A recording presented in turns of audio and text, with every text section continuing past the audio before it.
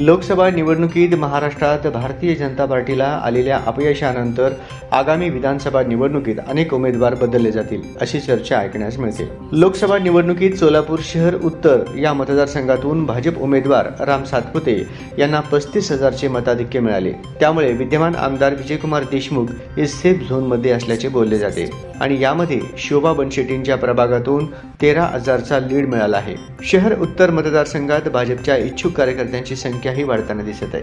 विजयकुमार देशमुख हे सलग 4 टर्म आमदार आहेत। जर पक्षाने गुजरात पॅटर्न महाराष्ट्रात राबवला तर निश्चित या मतदारसंघात इतर कार्यकर्त्याला संधी मिळेल। त्यामुळे सोलापूरच्या भाजपच्या पहिल्या महापौर म्हणून ज्यांना मान मिळाला त्या शोभा बनशेट्टी या शहर उत्तर मतदारसंघातून इच्छुक असल्याची माहिती मिळत आहे। महापौर असताना केलेल्या कामांचा मोठा अनुभव त्यांच्या पाठीशी आहे। बनशेट्टी कुटुंबाला कैलासवासी बनशेट्टी अप्पांचा मोठा राजकीय वारसा आहे। तसेच त्यांचे वडील सिद्धरामप्पा पाटील हे सुद्धा मोठे राजकीय व्यक्तिमत्व मानले जातात।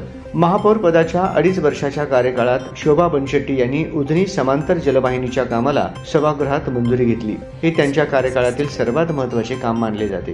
कचऱ्याची शेकडो कोटीचे टेंडर रद्द करून त्याच पैशातून थेट घंटागाड्या घेतल्या। त्यामुळे शहरातील कचऱ्याचा मोठा प्रश्न मिटला। मेन कचरा डेपो येथे विद्युत निर्मिती सुरू केली। महापालिकेच्या सर्व कार्यालयांवर सोलर पॅनल बसवले। त्यामुळे दर महिन्याला 1 कोटीची बचत झाली। पार्क मैदानाला सुशोभित करून हटके लुक दिला। अशी अनेक कामे त्यांची सांगता येतील। यापूर्वी सोलापूर जिल्ह्यातून प्रणिती शिंदे या महिला आमदार म्हणून नेतृत्व करायच्या, आता त्या खासदार झाल्या आहेत। पक्षाने विचार केला तर सोलापूर जिल्ह्यातून भाजप महिला आमदार देऊन पक्षाची शोभा वाढवेल का, अशी चर्चा आता सुरू झाली आहे।